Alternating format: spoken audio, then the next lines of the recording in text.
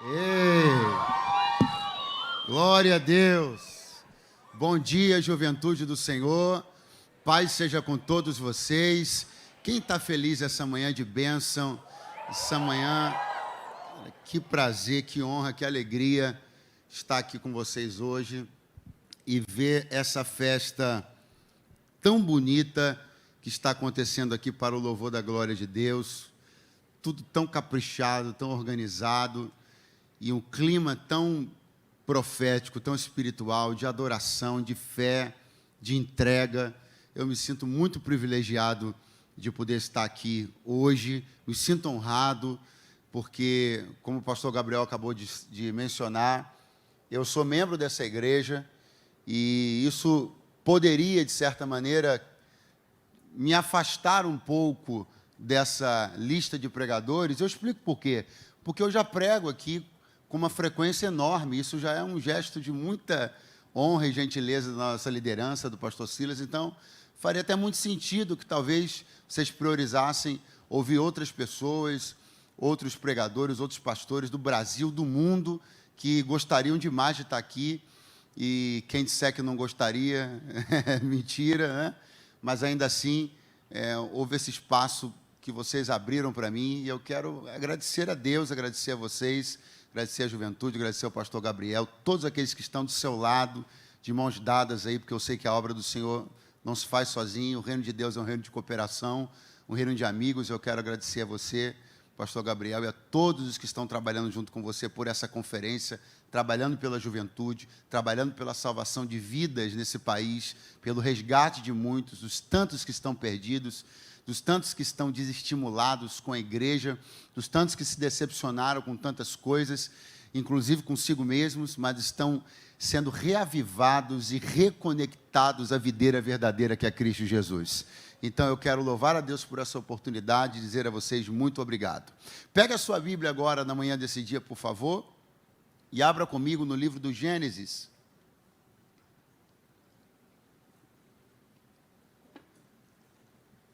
Capítulo de número 37.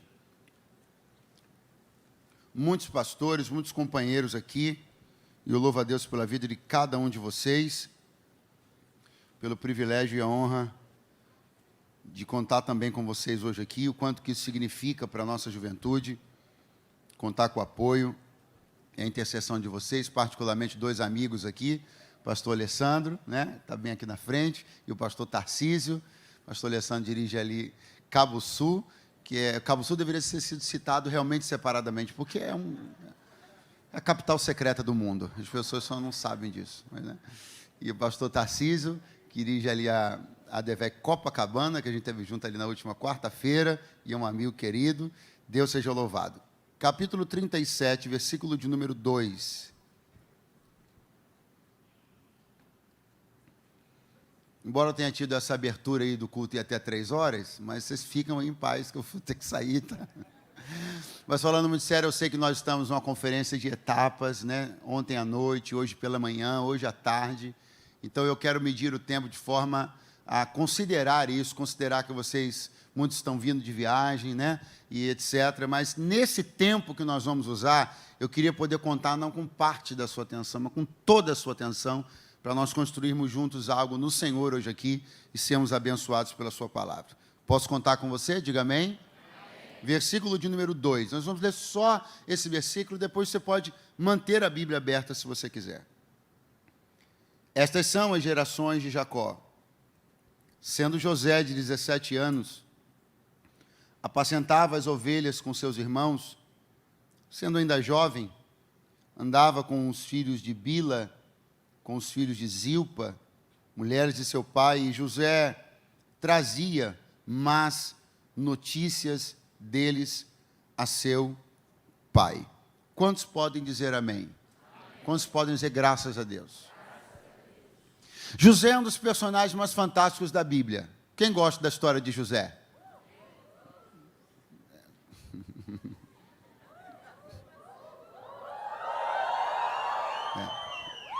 Então, a história de José é uma história maravilhosa, uma história fantástica, uma história incrível. E se a gente for relembrar que estamos no ano de romper, e se formos relembrar que também o tema dessa conferência está ligado a romper, aí fica ainda mais fácil encaixar José na manhã desse sábado aqui. José, para romper, eu acho que pouca gente teve tanta resiliência, tanta força, tanta capacidade de superação. Seu pai, falando sobre ele, depois, muito tempo depois de tudo que aconteceu na vida dele, de difícil, de ruim, seu pai falando sobre ele, poeticamente e até profeticamente, disse assim: os flecheiros lhe deram amargura. De fato, a vida de José foi muito assim, alvejada. A vida de José foi muito assim, golpeada. Ainda falando sobre o seu filho, o pai Jacó diz uma outra coisa muito interessante, diz assim: José é um ramo frutífero. Um ramo frutífero que se estende por cima dos muros. O que Jacó estava falando é que José, desde muito cedo, apresentou a capacidade de ser uma pessoa produtiva e frutífera, mas um muro se ergueu na frente dele.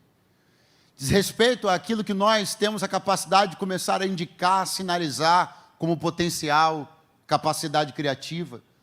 Mas quantos de nós aqui, quando estávamos tão empolgados para começar a frutificar, ou com nossos primeiros frutos, percebemos um muro se erguendo na nossa frente?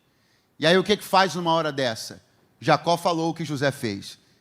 Ele ergueu o seu ramo por cima do muro e saiu do outro lado. Talvez você ainda não esteja percebendo, ou talvez ainda esteja desenvolvendo uma visão um pouco romantizada a respeito da vida na fé ou da vida no Evangelho. Talvez você ainda esteja tentando se situar, se orientar ou entender porque algumas coisas andam dando um pouco errado na sua vida, nos seus planos, nas metas que você tinha para esse ano, na forma como você pensou que sua vida ia acontecer, na forma como você pensou, ou a velocidade com a qual você pensou que os resultados da sua vida iriam chegar. Mas eu quero chamar a sua atenção para isso essa manhã, para nós iniciarmos essa ministração. Você pode estar onde você estiver agora, dando frutos agora, começando a dar certo agora, mas não se assuste se muros se erguerem na sua frente. Mas se isso acontecer, lembre-se de que José fez, você e eu também podemos fazer. Erga-se sobre esse muro, saia lá do outro lado e continue como se nada tivesse acontecido, porque Deus é com você. Então veja, a Bíblia apresenta para nós um José na idade de 17 anos. Quantos anos? Muito fraco. Quantos anos? 17. E o que a Bíblia vai começar a contar a partir de agora é uma história sobre um atentado que José vai viver. Um atentado que José vai sofrer, melhor, contra a sua própria vida. É a história que a maioria de nós aqui conhecemos, quando seus irmãos, irritados com ele, chateados com ele por uma série de coisas, mas sobretudo pelo ciúme, eles vão desejar, lançar ele dentro de uma cova. Na verdade, a ideia inicial era matá-lo. Mas aí depois, por algumas coisas que vão acontecendo ali, algumas conversas que vão amenizando e suavizando as coisas por parte de um deles, eles decidem então jogar ele numa cova. Então essa história aqui, esse capítulo aqui, é o início de uma narrativa, de uma coisa muito dramática que vai acontecer. De algo que vai vir contra a vida de José. De algo que vai aparecer para travar a sua vida. Algo que vai aparecer para dar cabo da sua vida, para dar fim na sua vida. Então a Bíblia, ela começa a história que vai ser contada do atentado que José vai sofrer contra a sua própria vida, dizendo assim: era José da idade de 17 anos. Por que a Bíblia está fazendo isso? Por que a Bíblia está falando da idade dele logo no início? Logo antes de contar o atentado que ele vai sofrer, a Bíblia diz quantos anos ele tinha. Para que eu comece a pensar e eu comece a considerar que existe uma finitude na vida. Sim ou não? Sim ou não? Você sabe disso, não sabe? Ok. Existe uma finitude na vida. Existe uma hora que acaba. Existe uma hora que as coisas terminam. Só que o indicativo que a Bíblia está me dando, ao dizer que José tinha 17 anos, um pouco antes de contar o atentado que ele sofre, é dizer assim para mim e para você: era cedo demais. Não era hora de acabar. Não deveria acabar. E por isso não acabou. O que a Bíblia está chamando-nos é para um ambiente onde a gente perceba que essa tentativa contra a vida de José teria sido uma tentativa dramática, sofrida, lamentável, se ocorrida em qualquer tempo da vida, mas sobretudo ocorrida nesse tempo da vida, onde era hora de começar e não de terminar. Eu vim de Deus aqui liberar uma palavra para o seu coração. Se qualquer coisa tivesse acontecido com você, ou acontecesse com você em qualquer momento da sua vida, lá na frente, daqui a 20, 30, 40 ou 50 anos, seria ruim, seria um motivo para você tentar superar, seria um motivo para você tentar atravessar, mas sobretudo agora, existe uma razão em particular para você lutar com todas as suas forças e poder contar com a ajuda do Espírito Santo para não parar, não ser detido, não morrer, não desistir, nem da vida, nem dos seus sonhos e nem dos seus propósitos. Por quê? Porque você está na idade de começar a construir e não na idade de parar. Você está na idade de começar a crescer e a decolar e não na idade de parar dentro de uma cova. Eu vim dizer a vocês aqui na manhã deste dia, covas se abrem. Não importa se essa palavra lhe parece mórbida ou esquisita, mas covas se abrem significa tentativas vêm de pessoas do nosso aniversário, da vida, para trazerem para agora uma finitude que deveria estar lá na frente. Mas assim diz o Senhor para alguém essa manhã aqui, não está na hora de acabar e nem vai acabar, está só começando aquilo que eu estou fazendo. Aleluia! Esse é o clima que a Bíblia quer trazer para nós. É cedo demais para acabar. Por favor, diga para umas 3 pessoas, é cedo demais para acabar. O que José andava fazendo, segundo as Escrituras? Muita atenção. Está escrito na parte C, José trazia más notícias deles a seu pai. Cara, isso aqui é incrível. Repete comigo, más notícias. Muito fraco, repita comigo, más notícias. Quem aqui vive o Evangelho? Quem prega o Evangelho? Quem aceitou o Evangelho? E o que é o Evangelho? Boas notícias. E o que José levava dos seus irmãos para o seu pai? Más notícias. José, infelizmente, precisava levar para o seu pai a antítese do que é a ideia do Evangelho, porque os irmãos dele não viviam o Evangelho. E como os irmãos dele não viviam o Evangelho, José não podia levar boas notícias para o seu pai, ele tinha que levar mais notícias. Diz respeito a uma carga, diz respeito a um tipo de responsabilidade que devia pesar bastante num garoto de 17 anos. Ter que levar isso, ter que observar isso, ter que reprovar comportamentos, atenção. Ter que olhar para pessoas que deveriam adotar um comportamento melhor do que o dele, e ele tem que apontar aquele comportamento e dizer para o pai, pai, os caras estão fazendo besteira na rua.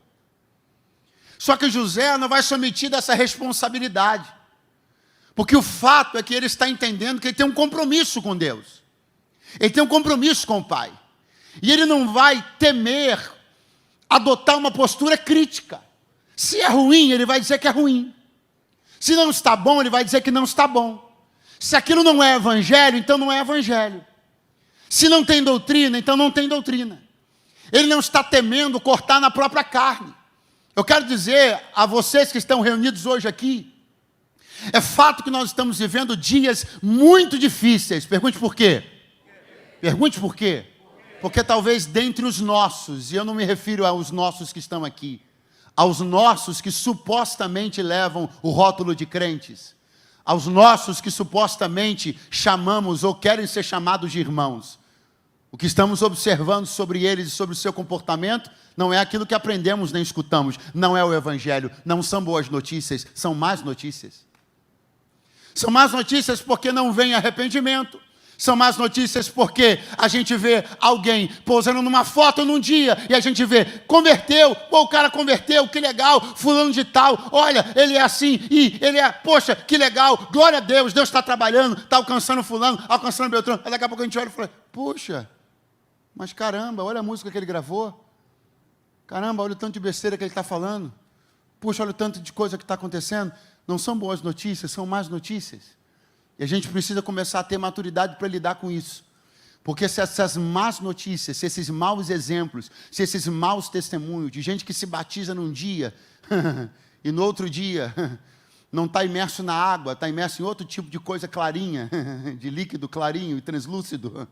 Se a gente se deixar abater por essas más notícias, nós vamos ser só mais um. Mas Deus não nos chamou para ser mais um daqueles que estão gerando más notícias. Deus nos chamou para ser daqueles que estão gerando boas e grandes notícias. Quem pode dizer amém esta manhã?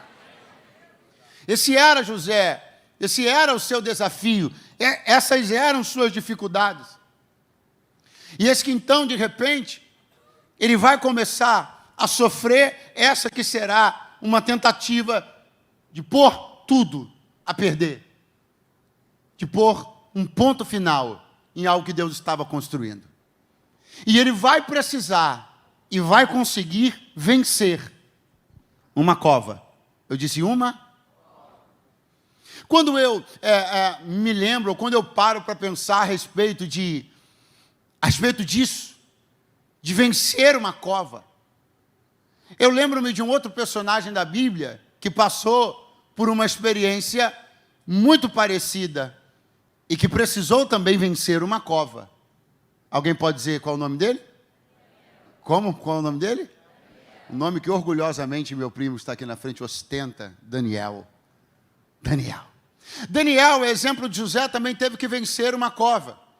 E o que é interessante é que não só o mesmo impedimento, não só a mesma dificuldade é comum na vida dos dois, tem mais coisas em comum.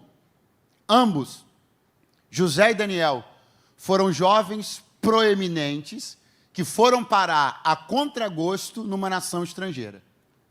José foi parar no Egito, Daniel foi parar na Babilônia.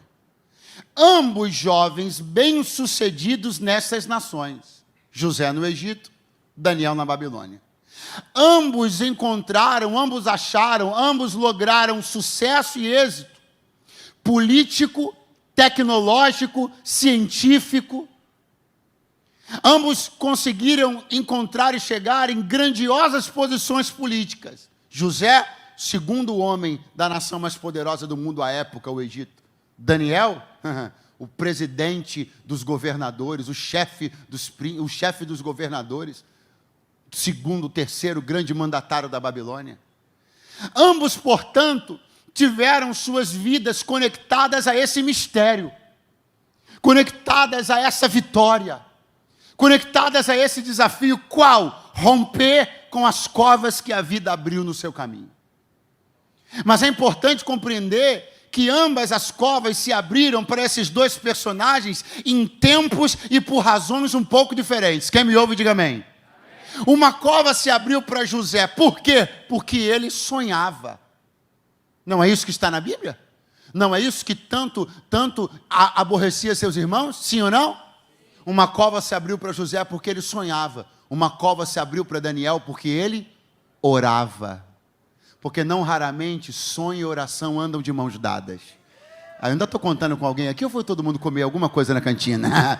Não raramente sonho e oração andam de mãos dadas. Para quem sonha, sempre haverá alguma coisa que vai tentar abrir no seu caminho para te engolir. Para quem ora, sempre terá alguma coisa que vai tentar abrir no seu caminho para te engolir. Mas eu estou para ver cova para segurar sonhador e gente que ora.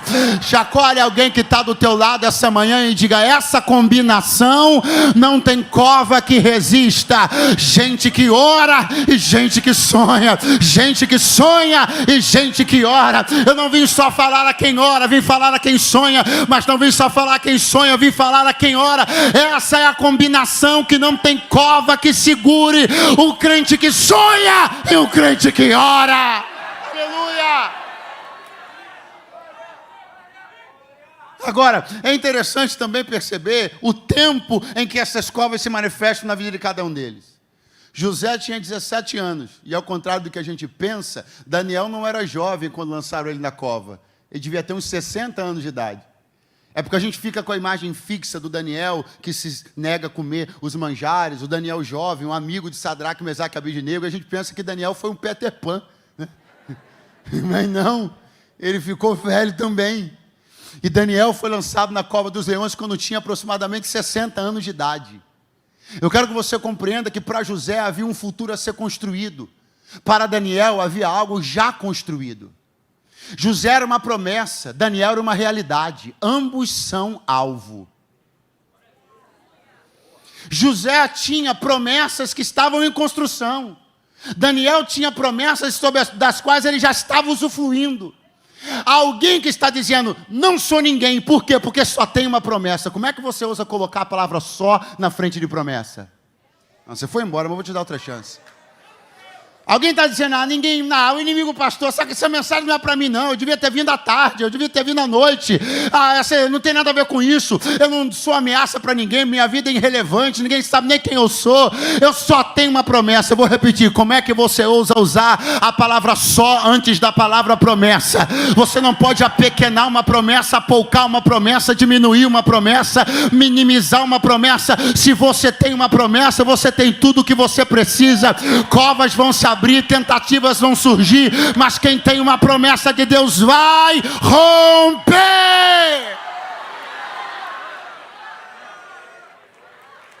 Aleluia. Quando uma cova se abriu diante de José, ele não era governador de nada. Ninguém sabia quem era e era. Quando uma cova se abriu diante de José, ele tinha uma promessa e ele era uma promessa. E uma cova se abriu diante dele. Mas quando a cova se abriu diante de Daniel, Daniel não era uma promessa, ele era uma realidade. Ele já tinha construído, ele já tinha conquistado.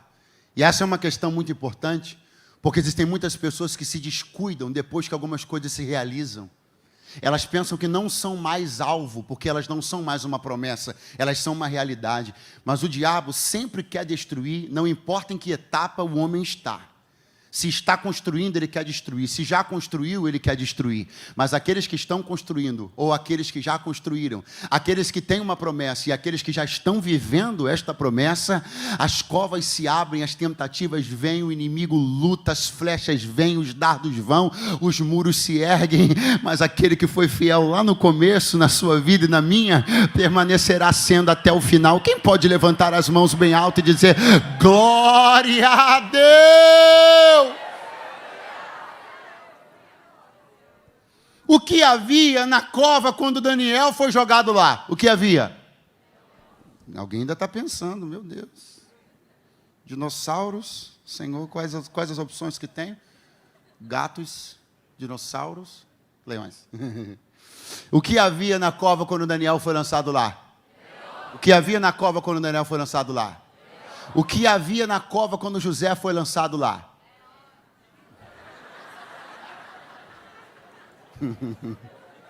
Essa irmã não tomou café da manhã, a glicose baixou, ela deu uma desorientada. Vamos de novo. O que havia, brincadeira. O que havia na cova quando Daniel foi lançado lá? O que havia na cova quando José foi lançado lá? Nada. Vazio. Qual era o grande inimigo que Daniel tinha que vencer dentro da cova? E qual era o grande inimigo que José tinha que vencer dentro da cova? O vazio. Pastor, uma grande bobagem que você acabou de falar. Por que você acha isso? Porque a mordida que dói é a do leão. Isso é porque você nunca foi mordido pelo vazio. Eu estou falando para pessoas hoje aqui que o grande inimigo delas não tem sido os leões, tem sido o vazio. Eu estou falando com pessoas aqui, você vai me chamar de doido, mas entra na fila, que eu já estou ouvindo isso já desde que eu comecei a pregar. Tem gente aqui que até preferiria encontrar o leão dentro da cova do que o vazio. Tem gente aqui que preferiria estar lutando contra algum inimigo que está vendo.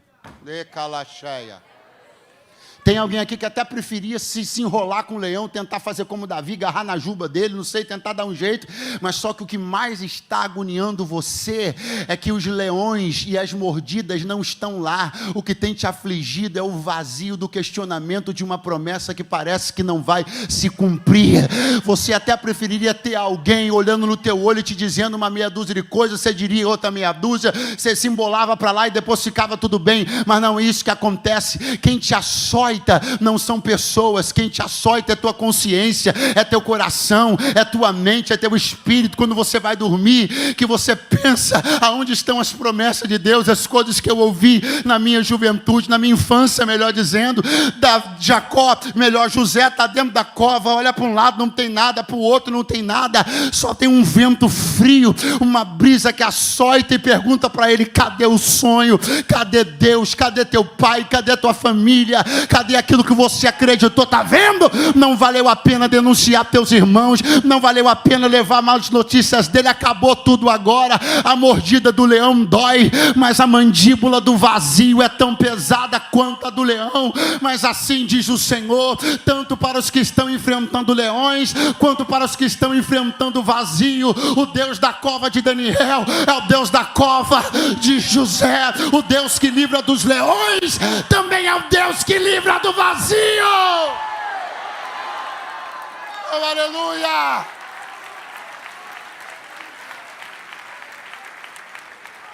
Oh, aleluia! Ele me trouxe hoje aqui para dizer para alguém: podem não estar, os leões podem não estar circulando a tua cama à noite. Os leões podem não estar esperando você no café da manhã. Os leões podem não estar rugindo e fazendo barulho contra você, mas o silêncio atormentador e ensurdecedor do vazio é o que mais tem te perturbado, é o que mais tem abalado a tua fé, é o que mais tem feito você questionar princípios, fundamentos e valores que você carrega na tua vida desde a tua infância, mas está tudo tão vazio agora, tudo tão desesperançoso agora, tudo tão difícil de acreditar agora, que essa mordida te machuca, e alguém diz assim: isso é bobagem sua. Alguém diz assim: desafio mesmo teve Daniel. Alguém diz assim, diz para você: para de besteira, se levanta e vai em frente, não tem leão nenhum te atormentando. Eles não sabem, não conhecem o quanto é dolorosa a mordida do vazio. É por isso que Deus me trouxe hoje aqui, não para me colocar em posição superior nenhuma, muito pelo contrário, mas para dizer para você: o céu entende, o Espírito entende, o teu Cristo entende. Quem está mandando eu dizer para você isso é aquele cujos discípulos ficaram dormindo e teve que ficar sozinho em oração, em agonia no jardim do Getsemane. Ele sabe o que é ver Pedro negar, o que é ver o outro correr para um lado, o que é ver Judas trair e se ver sozinho com uma cruz nas costas. Mas ele me trouxe para dizer: se a mordida do vazio não me impediu de fazer a minha missão, também não vai te impedir de fazer a tua. Ou quantos podem levantar as mãos e por alguns segundos abrirem a boca para dizer uma meia dúzia de glória a Deus, uma enxurrada de aleluia? Aleluia! Jacó vai olhar para José e vai dizer para ele: vai procurar seus irmãos, eles estão sumidos. Onde eu vou, pai? Começa procurando para onde eu os mandei. Para onde, pai? Para Siquém. E vai José procurar os irmãos dele. Estou na sequência do capítulo 37. Aí José chega em Siquém. E quando ele chega em Siquém, os irmãos dele não estavam lá. Note, por favor, que se os irmãos de José estivessem em Siquém, tudo que José sofreu teria acontecido em... Vamos pensar, não fique com preguiça. Se os irmãos de José estivessem em Siquém, tudo que José sofreu, tudo que a cova, a tentativa de homicídio, ver os seus irmãos conspirando contra ele, tudo aquilo teria acontecido em Siquém. Teria acontecido em? Mas os irmãos dele não estavam lá. Então José vai continuar e vai achá-los em Dotã. Então tudo que aconteceu contra José, aconteceu em Dotã. Agora repare um detalhe interessante da Bíblia, um detalhe interessante da história. Quem me ouve, diga amém. Essa cidade, qual pregador é essa? É essa que José foi lá pensando que iria encontrar os seus irmãos. E que se eles estivessem lá, teria sido lá que ele teria sofrido tudo que sofreu. Mas os irmãos não estavam lá. Então ele segue procurando e os acha numa outra cidade. E tudo que ele sofre então acontece lá. Essa cidade, essa qual? Siquém. Essa que se eles estivessem lá, etc, etc, etc. Essa cidade foi dada depois a José como herança, como presente.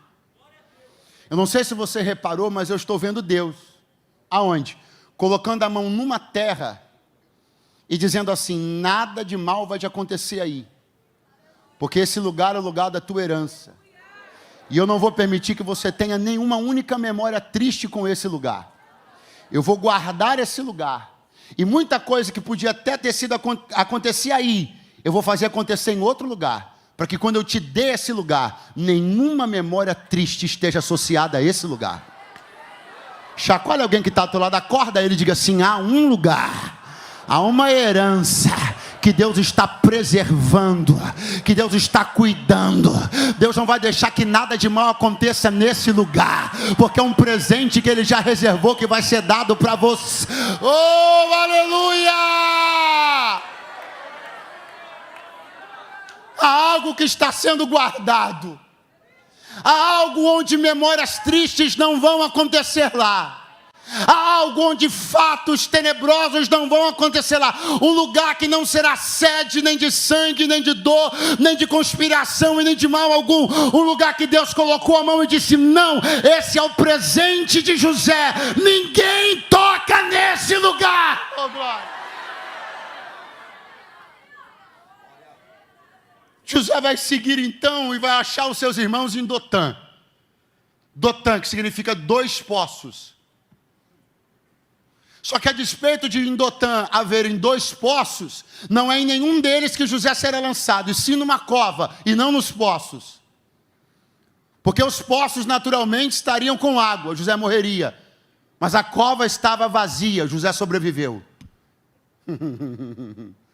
Agora compreenda, porque diz a Bíblia, e eu já não demoro. Diz a Bíblia que vem José. E os irmãos dele de longe olharam e disseram assim: ih, aí. Lá vem o chatonildo. Lá vem ele, o sonhador mor. Lá vem ele.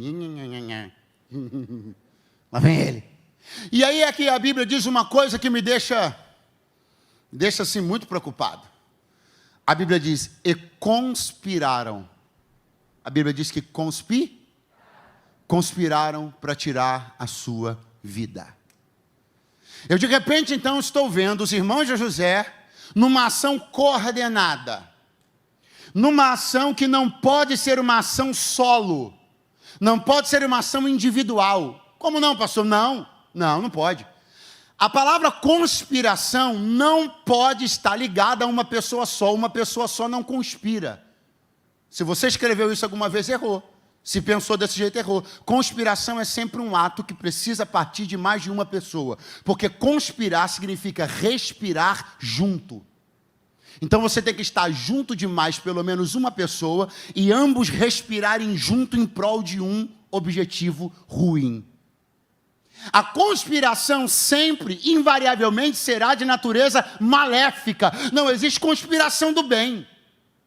Conspirar é respirar junto. Do lado de lá vem alguém respirando. Do lado de lá vem alguém que me inspira. Do outro lado tem gente que conspira. Do lado de cá vem alguém com uma túnica de várias cores, que vence covas, desafios. Esse me inspira. Mas do lado de lá, um bando de ressentidos que só sabem conspirar. Quem você acha que agrada a Deus? Quem você acha que vive? Quem você acha que padece? Quem você acha que alegra o espírito? Quem você acha que entristece o espírito? Deus me trouxe hoje para te fazer uma pergunta. De que lado você está? Do lado dos que inspiram ou do lado dos que conspiram? A meta que cada crente em Jesus precisa assumir e adotar é essa: eu sou um inspirador de pessoas. Eu sou um inspirador de histórias. Assuma o desafio de inspirar pessoas que passam pelo teu caminho. Assuma o desafio de inspirar pessoas que cruzam a tua história. Assuma o desafio de inspirar quem se assenta do seu lado na faculdade, na escola, seja onde for. Assuma o seu lado de inspirar, seja em 1 ano, seja em 3 minutos, enquanto alguém se assentou do seu lado no ônibus. A inspiração é o dever que move a caminhada de um salvo. Eu não fui chamado por Deus para conspirar. Eu fui chamado por Deus para inspirar. E eu creio que a sua fé, o seu temor, a sua decisão de negar a sua própria vida e esse mundo para obedecer e agradar a Deus, vai inspirar gente na direita, gente na esquerda, gente de perto, gente de longe. Eu vim pregar a uma juventude inspiradora.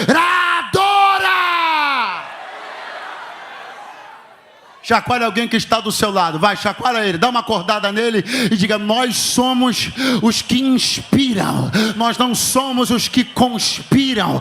Não cabe ao caráter de Cristo em nós a conspiração. Não cabe ao caráter de Cristo em nós nenhum tipo de atitude, de ação, de retaliação, de malignidade. O Espírito que está em nós é de grandeza, é de excelência, é de pureza, é de santidade, é de cooperação. O mundo conspira, mas a igreja inspira. Aleluia!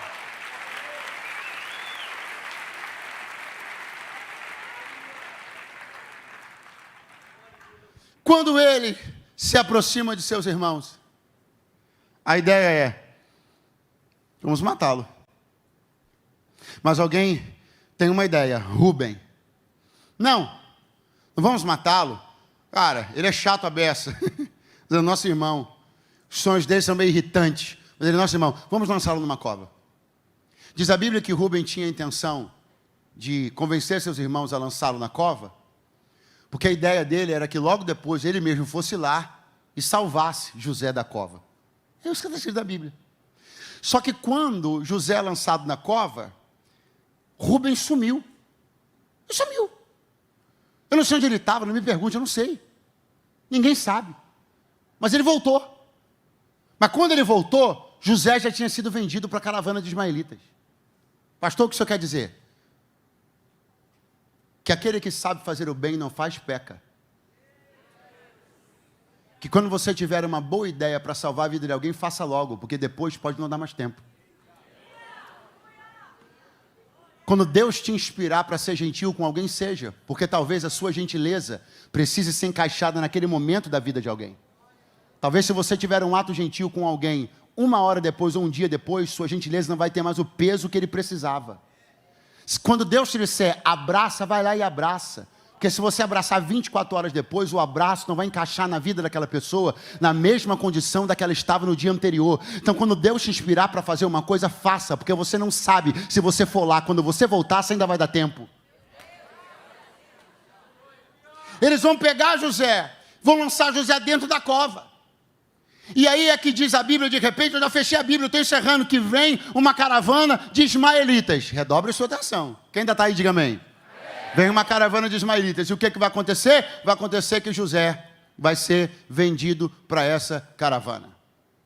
Agora, é curioso entender e observar que a caravana de ismaelitas não era de traficante de pessoas. Eles não tinham por comércio gente.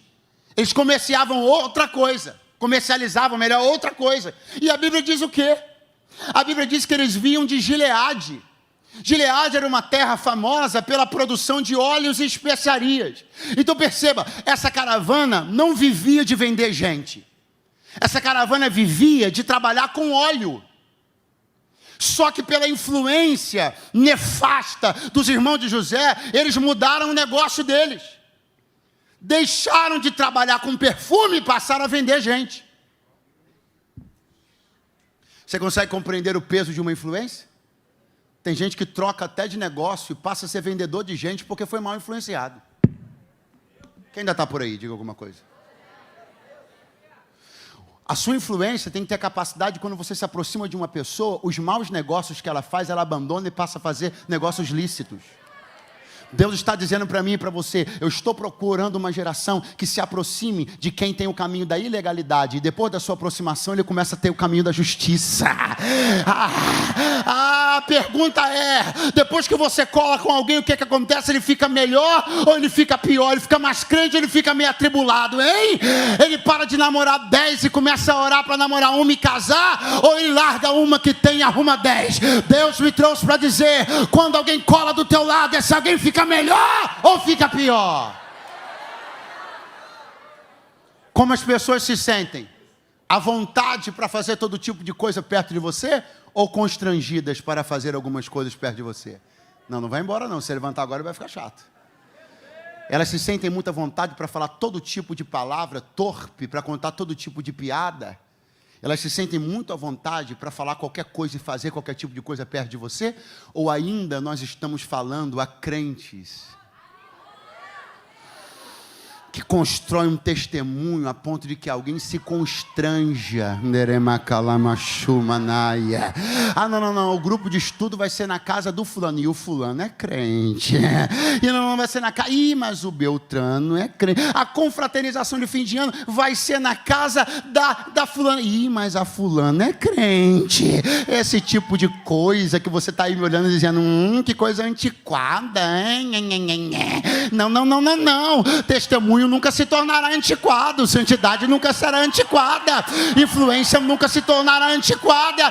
Deus me trouxe para dizer, quem cola com você fica melhor ou fica pior? A pergunta é essa.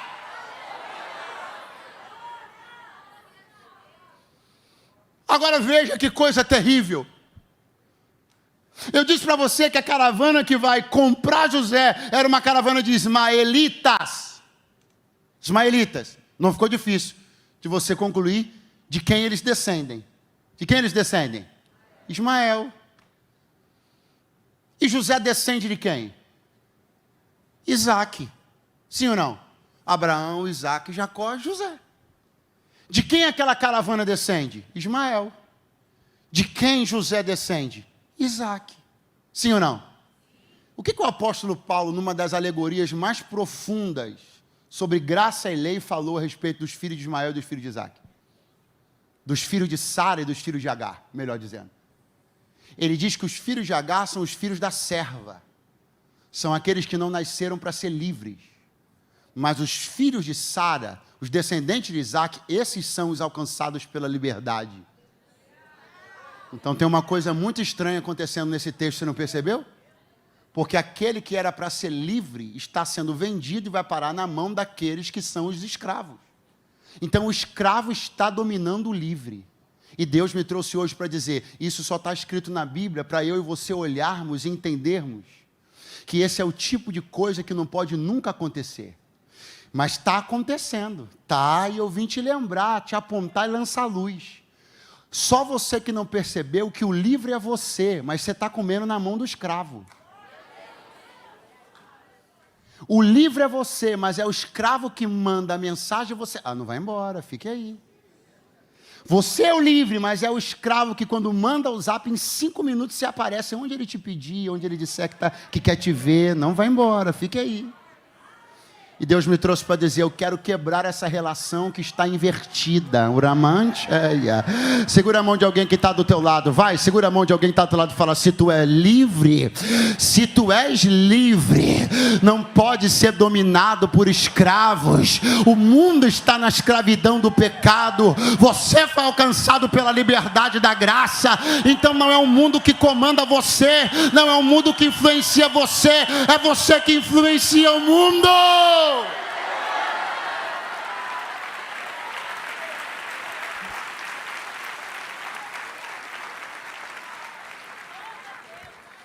Enquanto eu já vou chamando a banda aqui para a gente encerrar junto, eu quero que você compreenda o que vai acontecer agora. José vai ser vendido pelos seus irmãos. Quem me ouve, diga amém. E o que vai acontecer? A túnica dele, que era uma túnica de várias cores, pastor, cara, isso não era normal. Hoje que você compra um negócio de cor de abóbora, verde, não, nesse tempo aqui, a coisa era basicamente toda monocromática. Você conseguia um negócio de várias cores, isso era uma maior onda. E José tinha ganhado do pai dele uma túnica de várias cores, era uma onda, era um Nike de 6 molas, aleluia. Quando isso foi onda, é claro, né? Que eu sei que não é mais, aleluia. Então, era um negócio top. E José ganhou aquilo ali. E aquilo ali sempre foi alvo da inveja dos irmãos dele. Até que chega esse momento onde ele é colocado dentro da cova, tirado da cova, vendido para os ismaelitas. E a túnica fica lá. E quando a túnica fica lá, diz as escrituras, que eles então têm uma ideia. Vamos manchar essa túnica de sangue. E vamos dizer para o nosso pai que José está morto. É aí que diz a Bíblia que eles vão fazer uma coisa. O quê? Sujar a túnica com sangue. Só que, a despeito do fato de que eles estavam ali apacentando ovelhas, ou seja, não faltavam animais ali. Alguém está me ouvindo? Pode dizer amém, por favor? Não faltavam animais ali, tinha bicho para tudo quanto é lado, mas eles não mataram nenhum daqueles animais. Eles mataram um animal em particular, o único animal cujo sangue é idêntico na coloração ao sangue do ser humano, o cabrito. Então tinha ovelhas ali, muitas, mas o sangue não parece. O sangue do cordeiro não parece com o sangue das pessoas. O sangue do cabrito, sim. Eles matam um cabrito, pegam o sangue, colocam na túnica, e a túnica vai ganhar mais uma cor, a cor que não devia. Eu quero que você compreenda que quando o inimigo olha para aquilo que Deus construiu, para aquilo que o Pai deu a você, tudo que ele quer é colocar uma cor intrusa, é colocar uma cor intrometida, é colocar um tom que não deveria estar lá.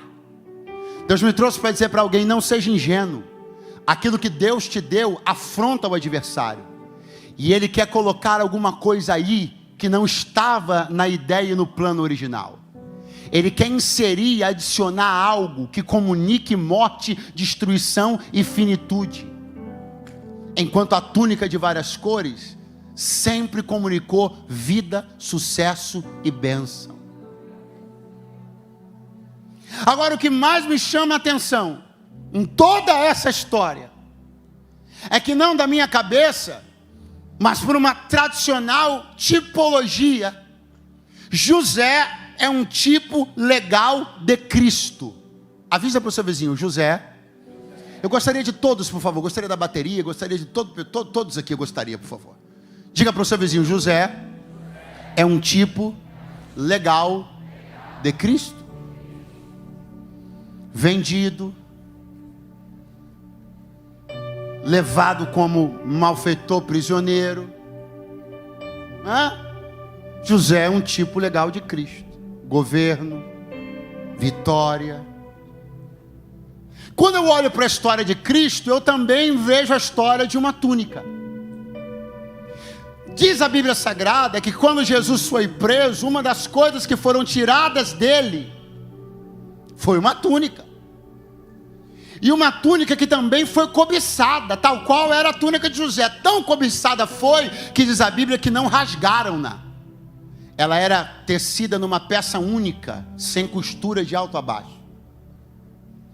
Ela é alvo da tentativa de alguém de colocar a mão. Ela tem cara de prêmio, mas o poder dela não estava em ser uma túnica peça única. O poder dela não estava no fato de ser uma túnica costurada de alto a baixo. O poder dela estava no sangue que estava nela. Os soldados pensaram que o prêmio era a túnica bonita costurada de alto a baixo. Mas o mais valioso na túnica não era o tecido, era o sangue que sujou ela. Porque o sangue da túnica de José é um sangue de cabrito para comunicar morte. Mas o sangue na túnica de Jesus é de cordeiro para comunicar vidas. Então levanta a tua mão lá no terceiro andar, porque assim te diz o Senhor. Sabe por que não funciona o inimigo tentar manchar a tua vida? Sabe por que não funciona o inimigo tentar abrir covas? Sabe por que não funciona ele tentar desgraçar seu futuro? Porque ele pode tentar sujar, mas a túnica que te guarda é a túnica com o sangue do Cordeiro. Vai ficando de pé, juventude. Você está lavado pelo sangue, guardado pelo sangue, protegido pelo sangue, liberto pelo sangue, levantado pelo sangue. Essa palavra anda sumida dos nossos cultos, mas nós vamos clamar hoje aqui: qual? Há poder no sangue de Jesus. Há poder no sangue de Jesus. O líquido mais caro da terra não é o petróleo, é o sangue de Jesus. Quem celebra o sangue, abre a boca e faz barulho. Quem celebra o sangue, abre a boca e faz barulho.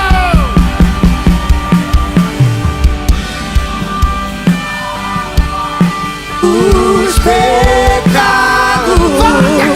que nos traz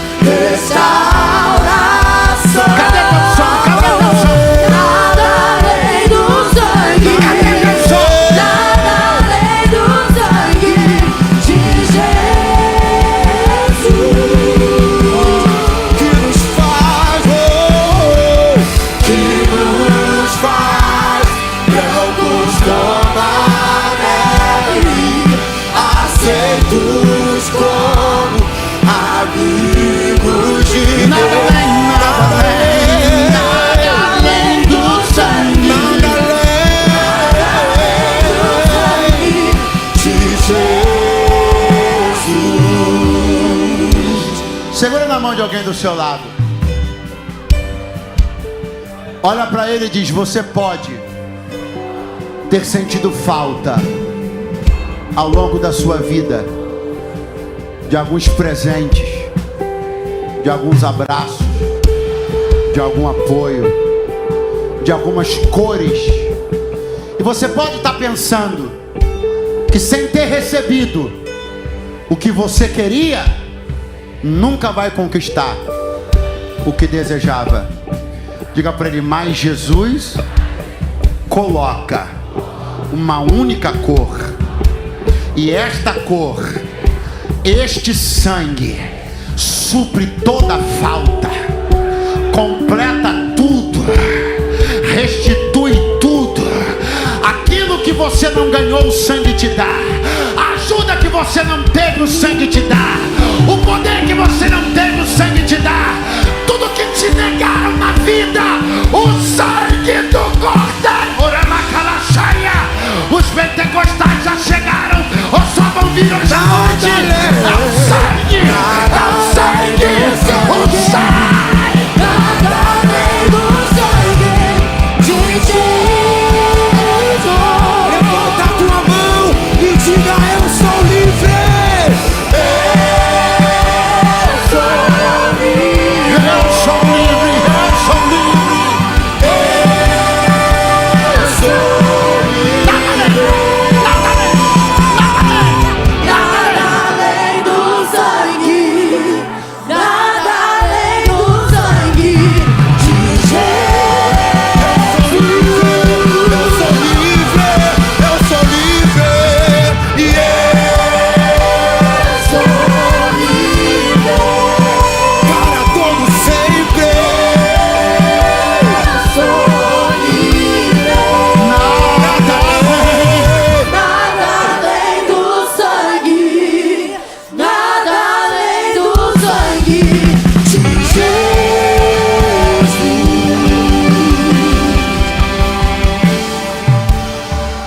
Pastor,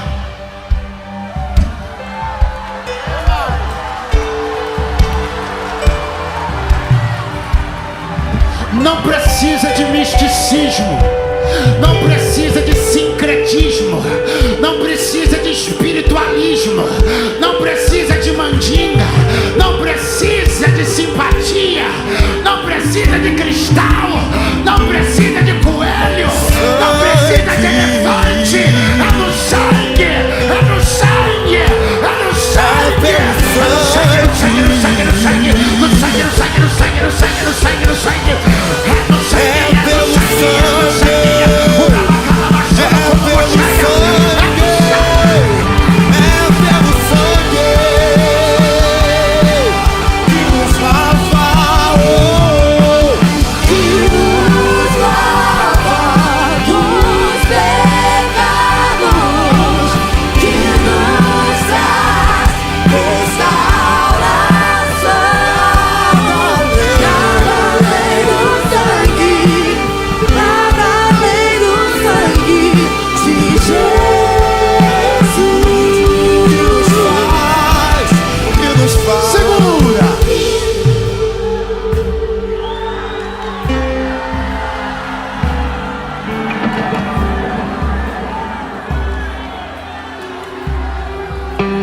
Repita após mim: suficiência. Avisa para o seu vizinho: esse é o maior desafio da igreja pós-moderna. É o maior, Gabriel. O maior desafio da igreja pós-moderna chama-se suficiência. Qual é a grande investida do inimigo? Abalar o nosso sentido de suficiência. Pastor, melhora. Vou melhorar. Como continuamos de pé? Se eu olhar para esse livro e tiver essa palavra na minha boca: suficiência.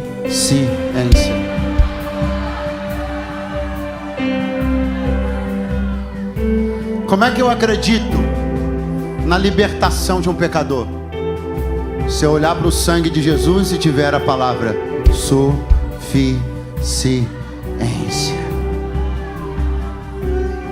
sem aditivos, sem reformulações, suficiência. O sangue não é motor de carro, não é gasolina de carro que precisa de aditivo. O sangue é suficiente. O sangue de Jesus não é bebida láctea, que se passar do tempo não tem mais validade. O sangue derramado há 2000 anos atrás ainda tem poder, poder, poder, poder, poder, poder, poder,